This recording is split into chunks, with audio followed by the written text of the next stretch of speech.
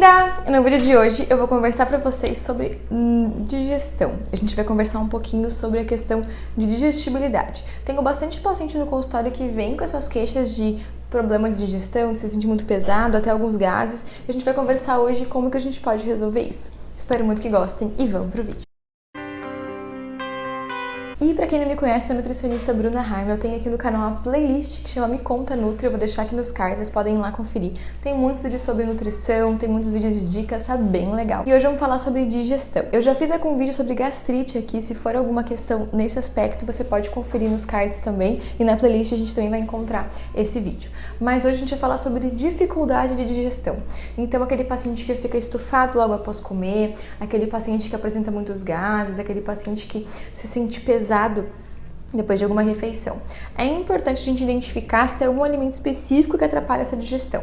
Então, normalmente, leite derivados tem que deixar o paciente bastante estufado, com a sensação de estômago pesado, de barriga grande, né? Então, a gente tem que avaliar isso. Se não tem uma alergia a essa proteína do leite, tem uma intolerância à lactose, se não precisamos modificar isso.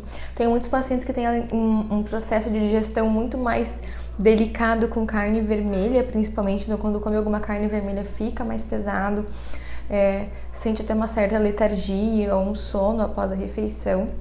E eu tenho alguns pacientes que relatam, por exemplo, os grãos, né, o feijão, a lentilha, que sentem esse estufamento. Nos grãos a gente precisa colocar eles de molho. Eu tenho pacientes que precisam desses grãos de molho aí 12 horas, eu tenho pacientes que precisam de 24 horas e eu tenho pacientes que precisam de molho de 48 horas para realmente conseguir fazer a digestão de maneira correta desse grão. Então você pode ir aumentando esse tempo aí até você encontrar realmente quanto tempo de molho vai fazer com que você tenha essa digestão de maneira mais eficiente. Então é importante a gente estar avaliando aí se isso não é um processo patológico, se a gente não tem alguma enzima faltando ali, tem alguns exames que a gente pode fazer para identificar se o teu ácido clorídrico não está sendo produzido de menos ou se está muito fraco, se suas enzimas digestivas estão todas bem, então a gente precisa primeiro avaliar esse caso, tá? Se for uma coisa muito recorrente. Mas se for algo assim, hoje eu exagerei, então eu fiquei com um pouco de indigestão, hoje eu comi um pouquinho mais, por exemplo, a gente vai identificar. Se você comer um pouquinho mais de carne vermelha, uma coisa que ajuda muito a digestão é você consumir um abacaxi, por exemplo, porque ele vai ter ali uma enzima que ajuda na digestão dessa proteína, por isso que a gente tem nas churrascarias o abacaxi grelhado de sobremesa. Então é uma ideia, então após você comer uma coisa que tenha muita proteína, que ficou muito pesado, fazer o uso do abacaxi ou do suco do abacaxi.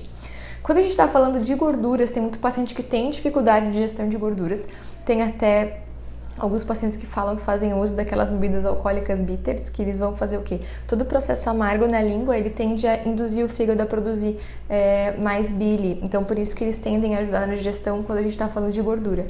Mas qualquer processo amargo, então, um chá de boldo, por exemplo, ele vai ajudar o teu fígado a produzir um pouquinho mais de bile, a secretar ali e ajudar nessa digestão. Agora, quando a gente está falando de uma digestão mais leve ali, a gente vai buscar um chazinho de louro, né, de folhinha de louro, um chá de orégano, um chá de hortelã, eles ajudam muito o teu estômago a funcionar melhor. E até um óleozinho essencial de peppermint, né, de hortelã-pimenta, pode ajudar bastante nesse processo também. Então eu gosto de explicar para os pacientes que eles podem fazer uso desses chás se isso for uma coisa não tão recorrente, né, e se isso for mais recorrente, é preciso buscar ajuda para ver realmente. E esse foi o nosso vídeo de hoje, espero muito que tenham gostado. Um super beijo. Até mais. Tchau!